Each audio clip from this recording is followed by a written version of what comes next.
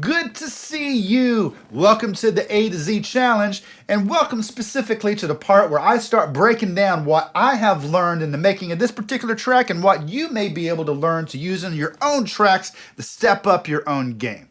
A is for Aerosmith. Why Aerosmith? There's so many bands that start with the letter A. There are so many artists that have a name that start with the letter A. So why did I choose Aerosmith? Let me tell you. It's me in 1988 in Kmart walking past the discount rack of cassettes. I look over and I see Aerosmith's self-titled debut. Taking a look at the track list and I noticed the Dream On's on it. Love Dream On. Can't go wrong. I buy the tape. I bring it home. I listen to it. Guess what I found out? Dream On is not the best song on the album. To me, it was Movin Out, the first track that was actually written by Aerosmith. So what was it about this specific track that blew my mind? The arrangement. You see, it starts off with this pretty cool lick. That's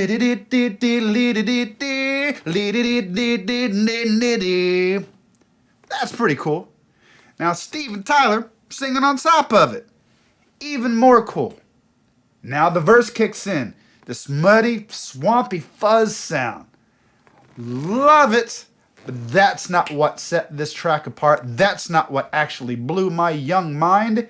It was when we got to the end, when they take that same intro and they take the verse and they play them at the same time and they fit together so perfectly. I had no idea you could do that.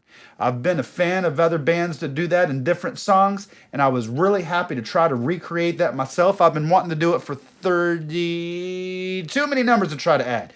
It's a whole bunch of years. But this was my opportunity, and I seized it. Had a lot of fun doing it. Let me tell you something else I learned while I was really digging in deep, picking this thing apart to try to figure out how to replicate the sound.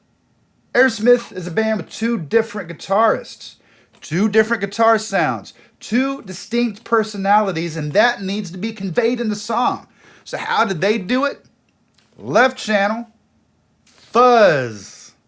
Right channel, clean guitar with a little bit of distortion. Fuzz, distortion.